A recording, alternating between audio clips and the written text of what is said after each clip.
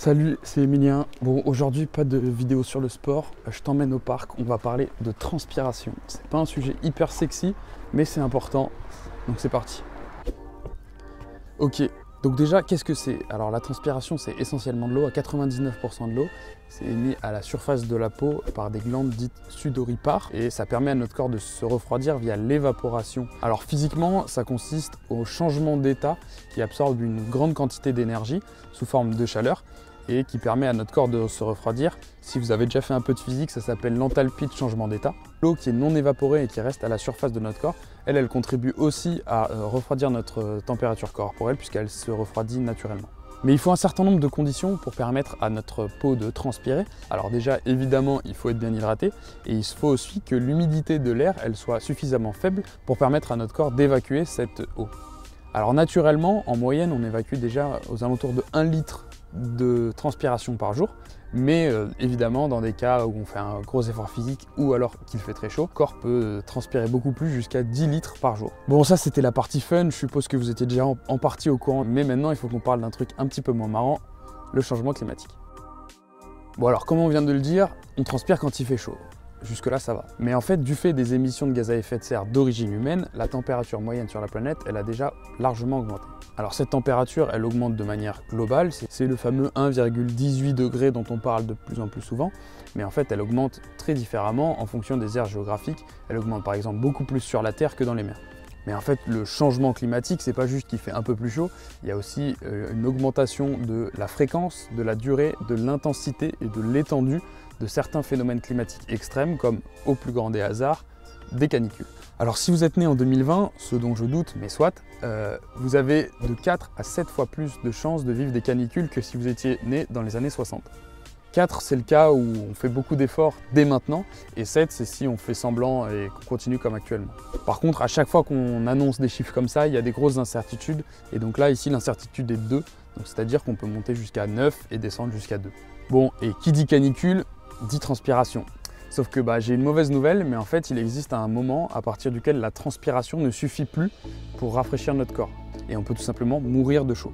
En gros, c'est un moment où il fait tellement chaud à l'extérieur que notre corps commence à monter en température à l'intérieur et notre transpiration n'arrive pas à extraire cette énergie qu'il y a dans notre corps. Et donc comme une cocotte minute, on monte en température depuis l'intérieur. Mais ça peut aller très vite en fait, parce que notre corps monte de à peu près 1 degré toutes les 45 minutes si on n'arrive pas à évacuer cette chaleur. Et donc entre 4 à 6 heures, notre corps peut monter jusqu'à 42 degrés. Et là, on risque la mort ou des séquelles à vie. Et il y a 2 paramètres pour en arriver là. Évidemment, la température extérieure, mais aussi l'humidité. Et une manière qu'on a pour mesurer ce risque du combo température-humidité, c'est utiliser la valeur du thermomètre mouillé. Alors en gros, c'est une valeur qui s'exprime aussi en degrés Celsius comme la température normale, mais qui prend en compte l'humidité de l'air. Alors si vous aimez les maths, vous pouvez vous-même faire les calculs avec cette formule. Et sinon, il y a des calculateurs qui font déjà très bien ça pour nous. Aujourd'hui, ça reste une donnée un peu de spécialiste et il y a encore pas mal de discussions autour de la valeur critique à partir de laquelle la température humide elle est considérée comme mortelle. Aujourd'hui, la référence elle est prise à 35 degrés mouillés et non pas 35 degrés secs, je rappelle. Mais pour donner un ordre d'idée, en fait, ces 35 degrés humides, ils n'ont même pas été atteints en 2003, alors qu'en 2003, on a vécu la plus grosse canicule en Europe. Il y a quand même déjà eu 70 000 morts. Donc je vous laisse imaginer ce que ce sera quand les températures seront encore supérieures. Et donc aujourd'hui, dans les débats scientifiques, il y a un peu 2 valeurs qui ressortent. 32 degrés mouillés, c'est la température à partir de laquelle il est considéré qu'on ne peut plus travailler. Et 35 degrés, c'est on ne peut plus vivre tout simplement. Alors pour bien se représenter cette température, on peut utiliser ce graphe-là. Et si on veut se représenter ce que ça représente 35 degrés mouillés, c'est en fait 35 degrés quand il pleut, qu'il y a 100% d'humidité relative dans l'air. Ça peut arriver dans des climats tropicaux, mais ça peut être aussi quand il fait 40 degrés avec une humidité relative de l'ordre de 70%. Ça, c'est un temps très humide, mais il faut savoir que dans nos maisons, il est recommandé d'avoir à peu près une humidité relative entre 40 et 60%.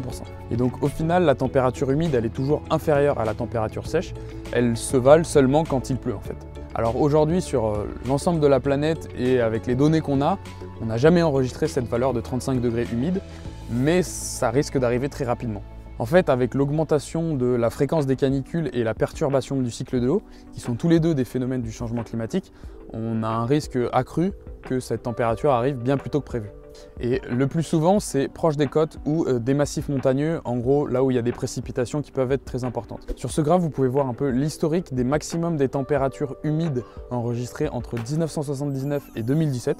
On ne voit pas encore trop de maximum supérieur à 31 degrés humides.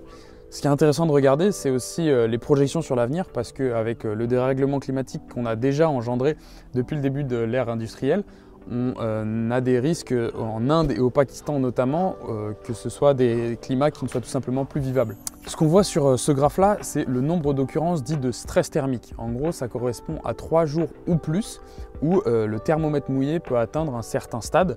Alors 32 degrés à gauche et 35 degrés à droite. Et ensuite, il y a plusieurs scénarios qui apparaissent. Donc là, il y a en premier le climat de référence, c'est le climat entre 2005 et 2016. Ensuite, il y a un climat à 1,5 degré et ensuite 2 degrés et ensuite la différence entre 1,5 et 2 degrés. On voit sur les deux premiers graphes que les conditions pour travailler, elles ne sont déjà plus respectées dans une grande partie de l'Inde et le sud-est du Pakistan, la province du Sindh. C'est dans cette province qu'il y a la capitale économique, Karachi, qui est donc la ville la plus peuplée du Pakistan avec près de 15 millions d'habitants. Ce qui est important de retenir, c'est les deux derniers graphes. En fait, c'est la différence entre des scénarios à 1,5 et à 2 degrés. Alors je vous l'accorde, quand on parle de météo, 0,5 degrés en plus ou en moins, ça fait pas grand chose. Mais quand on parle de climat, c'est absolument énorme. Et c'est d'autant plus vrai dans cette partie de l'Inde où il y a des centaines de millions de personnes qui vivent. Alors on pourra aller évidemment plus loin dans l'analyse et l'étude dont je fais référence dans cette vidéo, elle fait notamment le produit en fait du nombre de personnes qui sont concernées avec le nombre d'occurrences de stress hydrique. Et ça en prenant différents scénarios climatiques et socio-économiques. Bon, je vous avoue que là, on arrive au max de mes compétences et de mes connaissances, mais si vous avez déjà retenu tout ce que je vous ai raconté, ça sera pas mal. Si vous voulez plus d'infos, les liens seront dans la description. Pour éviter que cette vidéo ne soit trop longue, je parlerai des mesures d'adaptation et d'atténuation dans une autre vidéo. Je vous remercie d'avoir regardé jusqu'au bout. N'hésitez pas à partager, commenter et liker cette vidéo, ça pourrait m'aider beaucoup. Et je vous dis à bientôt dans une prochaine vidéo. Salut!